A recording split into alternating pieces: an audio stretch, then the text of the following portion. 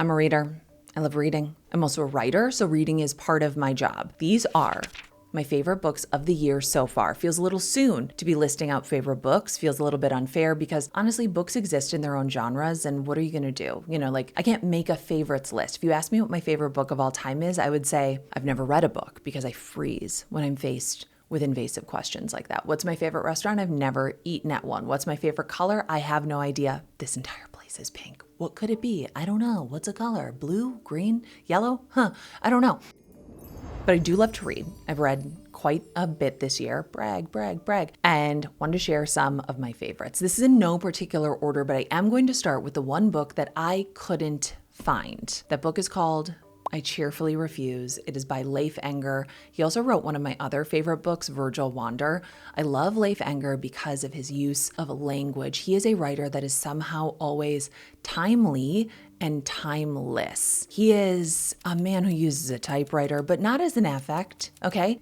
He's not pretentious in any way. He simply belongs to a different time, and we are so lucky that he went through a wormhole and ended up here. I Cheerfully Refuse is cozy and dystopian. It takes place in a near future where billionaires have ruined everything and they rule everything. Our main character lives on Lake Superior with his wife. They take in a drifter, which they know they shouldn't do. That is the impetus for the entire story, which is an Odyssean journey across and around Lake Superior. I loved it. I've given this book to so many people. I lent it out, which I regret. I'll have to go hunt it down, or I will have to simply cheerfully buy another. This is called Expiration Dates. It's by Rebecca Searle. It was sent to me as an ARC. I never got around to reading it until this summer when I was in Mexico. I pick up novels fully blind. I realize that this is borderline psychotic of me, but I pick up a book. I don't read the back. I just get into it. Oh my God. This book is magical realism rom-com. Our main character, her entire life, since high school, since she started dating, has been getting notes that say the name of the person she's dating and how long their relationship will last. She doesn't know where these notes come from. They're never explained at all. It's an exploration of our expectations as human beings. Like, are these relationships running their course because they were preordained to run their course? Or is it because she knew the expiration date and acted accordingly? It's just really, really lovely. It's not schmaltzy at all. And I just loved it. I loved it. It's rare. I mean, look, I loved it so much that I'm keeping it. I thought if I had all the answers, if I was always one step ahead, if I knew my hand, then I'd never lose. But being surprised by life isn't losing. It's living. It's messy and uncomfortable and complicated and beautiful. It's life, all of it. The only way to get it wrong is to refuse to play. I just loved it. Loved it, loved it, loved it. Okay, I would read anything that Elizabeth Strout writes. And I think I have. This I saw on the front table at the bookstore, bought it immediately, did not read the back. And here's why I didn't read the back. If I read the back of a book, I will judge it. I will not judge it by its cover, but I will judge it by the description on the back. There's no way you could tell me, oh, read this book. It takes place in the pandemic. Nope, no thanks. Don't want to. I was there. It sucked. Don't need a book about it. But there is something about the way that Elizabeth Strout writes the interiority of the human experience that is so gorgeous, so beautiful, that I revisited the pandemic through the eyes of Lucy Barton, her, forever character. So beautiful, so wonderful.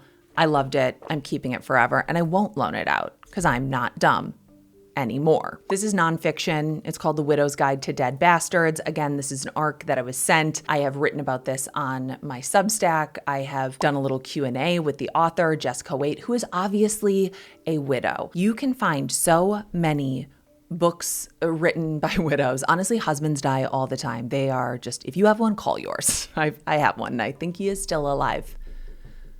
But you gotta knock on wood if you think your husband's alive, because anything can happen and it's not always good. Literally just made that up. Anyways, Jessica's husband dies unexpectedly and he has a secret. I'm gonna tell you how hooked I was by the first sentence. Hold on. It's the prologue. I'm looking at 9 vaginas at the same time. I mean, technically they're vulvas, but here on my computer screen, I've got the full gynecological view laid out in a 3x3 grid, like the Brady Bunch family, because that is on her dead husband's external hard drive. Grief is complicated, love is complicated, mourning a person that you will not get closure from and discovering something about them that you did not know. Man, oh man, this book was not a beach read. This book was not a beach read. Why? Why did I try to read it on the beach? The minute that I read The Ministry of Time, I said, this is the best book of the year. And it might be my very best book of the year. This might be tied with I Cheerfully Refuse. This book, as I was reading it, I was like, oh man, this idea is so brilliant. It's so funny and poignant and witty and just clever. The premise is so clever. The UK government has discovered time travel and pulled people out of the past, many different eras of the past, and assigned them to government aides who are their bridges, who will help them acclimate to modern day life. The people who are time traveling the past are called expats, like they're expatriated from the past into modern day. The main character is a bridge for Commander Graham Gore, who was presumed dead. He was on an expedition that went missing, and it's just such a good book. It's such a good book. I would never ever be like, oh yeah, I want to read a book about time travel, but this is not just about time travel. This is about so many bigger, deeper things, and I'm horrible at describing books, but just trust me, this one. Okay. I'm on an Ellen Hildebrand kick. I've been on an Ellen Hildebrand kick since 2022. She has, I think, 29 books in her summer book series. Ellen is the queen of the beach read, and beach reads are often dismissed. Saying something is a beach read can be derogatory because what do we do with women's interests? We dismiss them. We minimize them. Oh, it can't be good if it's a beach read. Guess what? Ellen Hildebrand went to the Iowa Writers Workshop, so how about that? You snobs. I love Ellen Hildebrand. I love that all of her books take place on Nantucket. I love that they all explore extreme wealth and then just like regular people. I love that they all switch points of view and you hear from many different sides of the same story. I love that the stories are big and tangly and complicated, but always like end up in a pretty satisfying place. The Perfect Couple is also a series on Netflix now. It's 6 parts. I can't wait to watch it. I've not watched it yet. This book is so good. Starts with a dead body, takes place on a wedding weekend. You got to figure out what happens. I did not see the twist coming, and not just because I'm not that clever. Honestly, it's very easy to fool me in a book. It's very easy. I will take the red herring and be like, it's them, and then be like, it wasn't. Like the number of times I gasp in a book would make you gasp and also be it would confuse you. You'd be like, why are you gasping so much? What's going on? I love Rainbow Rowell. I love Rainbow Rowell. If you've not read any of her books, I am so envious of you because you get to go in and do it all again. I have all of her books. I keep them on a shelf. There is a reason I will not be lending this one out. The way that she just captures longing, nostalgia, the cruelty of the march of time. Our two main characters were a will they, won't they in high school, really close friends with like a little bit of a flirtation. He goes off and joins the Navy. She stays in Omaha. She marries a guy. They get a divorce. She has 2 kids. She lives in her mom's house. He comes back to take care of his mom. He comes back for one of their close friends' weddings. She's sort of like pulled away from the entire friend group. We bounce back and forth between present day, which I think is 2006, and when they were in high school in the 90s. And it just truly took my breath away. It is such a beautiful love story. I just cannot get enough of the way that this woman writes. Like this, it's just so beautiful. It's so beautiful. And the minute I was done, I was like, I'm going to reread this someday. I'm going to reread this. As soon as I'm done recording this, I know for a fact that I will have 5 more books that I want to talk about. So I will just record another one with more books. I get a lot of books for free because I am an author. People send me ARCs, people send me review copies. I also buy a lot of books. I will have links to these books in the description, of course. And also use your Libby app. Use your Libby app. I am telling you right now, your library is a great resource. And also, by the way, listening to books counts too. Some people give me shit about that, but like listening to an audiobook absolutely counts. I use the Libby app all the time. I use the Libby app all the time. I love it. Libby. This is not sponsored. Why would a library sponsor this? But like, use your library. I love libraries. Go to the library, browse around. Don't just read new books. Go read back books too. Go to backlists. Go look for other things.